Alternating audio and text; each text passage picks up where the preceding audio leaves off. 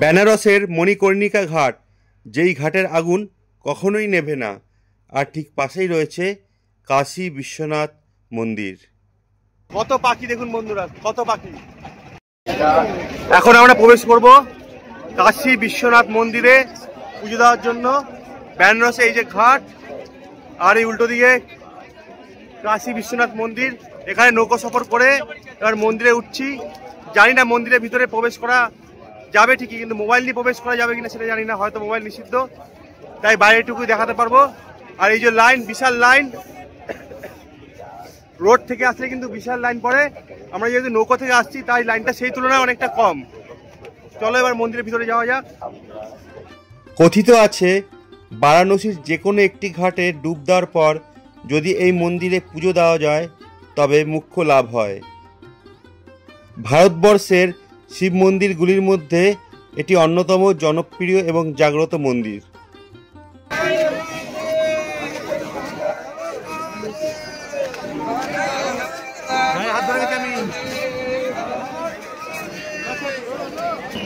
আমরা ভিতরে প্রবেশ করলাম মন্দিরের, আর এই বাঁ সাইডে জুতো রাখার জায়গা রয়েছে। হাত ধরো।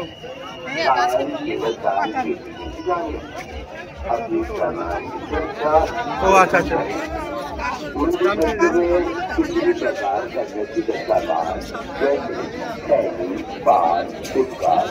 প্রচন্ড ভিড়, 26 তারিখের পরে আসছি, তাও প্রচন্ড ভিড়। পিছনের লাইন দিয়ে ঢুকছি আমরা, নৌকো ঘাট, ঘাটের লাইন দিয়ে সেই দিক থেকে ঢুকলে ভিড়টা তুলনামূলক কম, তাও প্রচুর ভিড়। আর লাইনটা এইভাবে এঁকে বেঁকে যাচ্ছে, দেখতে পাচ্ছেন বন্ধুরা, এঁকে বেঁকে জিগজ্যাগ হয়ে লাইনটা যাচ্ছে। আর ওই পিছনেই মন্দির, কাশী বিশ্বনাথ মন্দির। খুব ভালো লাগছে যে এই মন্দিরে আজকে আমরা আসতে পেরেছি।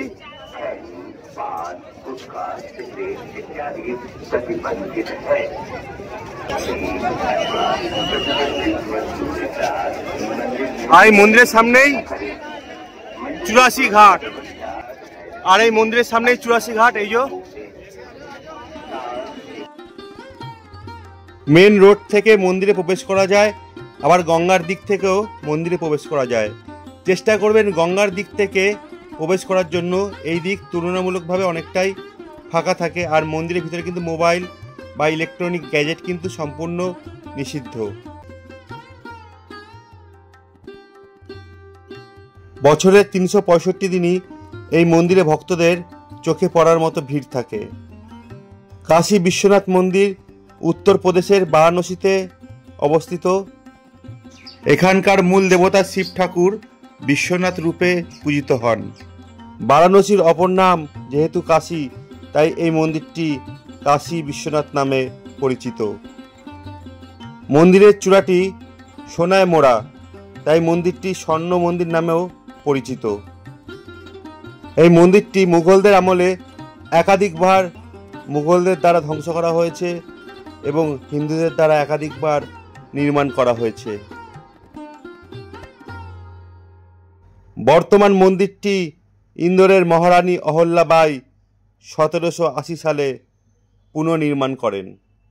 1983 সাল থেকে উত্তরপ্রদেশের সরকার এই মন্দিরটি এখনো পর্যন্ত পরিচালনা করে আসছেন। 1194 সালে মোহাম্মদ ঘুরি অন্যান্য হিন্দু মন্দিরের সঙ্গে এই মন্দিরটিও সম্পূর্ণ ধ্বংস করে দেন। এই মন্দিরটি আবার নির্মাণ করা হয়, তারপরে আরও একবার কুতুবউদ্দিন আইবক মন্দিরটি সম্পূর্ণ ধ্বংস করেন। কুতুবউদ্দিন আইবকের মৃত্যুর পর মন্দিরটি পুনর্নির্মাণ করা হয়।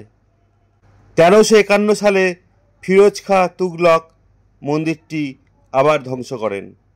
1585 সালে আকবরের রাজস্ব মন্ত্রী পডরল মল মন্দিরটি পুনর্নির্মাণ করেন।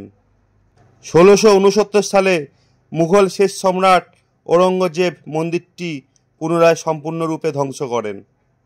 মন্দিরটি ধ্বংস করে জ্ঞানবাপী মসজিদ নির্মাণ করেন।